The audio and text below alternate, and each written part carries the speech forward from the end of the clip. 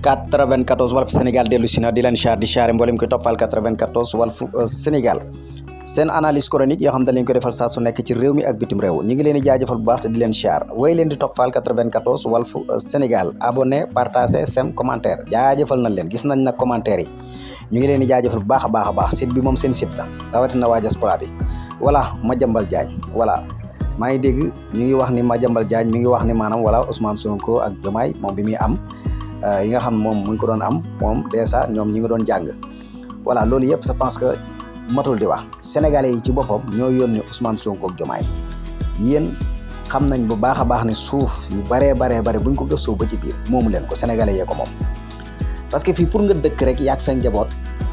boo amee sa kër boo xam ne ni fa nga bëgg a dëkk yaag sa njaboot lu yomb la fi mais li ngeen bëgg a def moo dul noonu moo tax sénégalais yi yónni Ousmane Sonko ak Diomaye bu ma nee yónni mooy ñoo jël sunuy carte d'identité dem wóotal leen yéen àndu leen woon ak moom keneen ngeen àndaloon ñun ñoo jël sunuy carte d'identité jox Ousmane Sonko ak Diomaye ngir ñu jël réew mi tegal ñu ko ci aw yoon wu jub parce que li ñu gis nii seen façon yi ak seen saar yi buñ leen bàyyee fii durant 50 ans ngeen jiitañu danañ dem ba sunuy sët buñ ñëwee dañu am problème mu dëkk parce que yéen moom mën ngeen a maq suuf si nekk ci Sénégal yëpp parce que suuf rek ngeen bëgg di dundee te loolu baaxul te nag kaay képp koo xam ne yaa ngi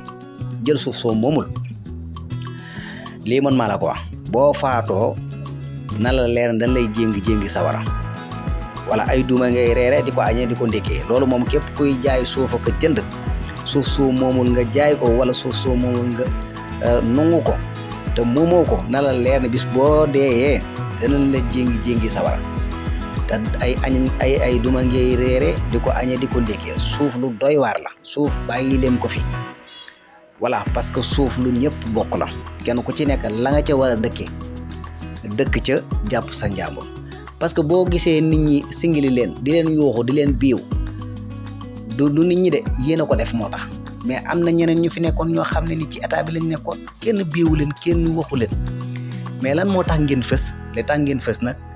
yaakaar naa ne mbooloo duñu dañ nañ ci ak réer lépp lu ñuy wax rek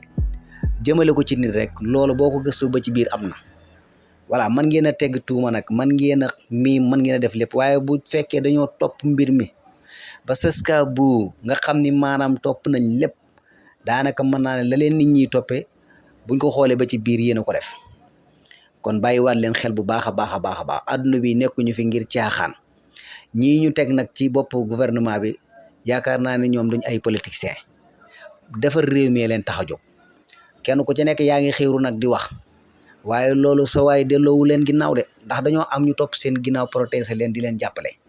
kan Ousmane Sonko ak Diomaye ca kaw ca kanam rek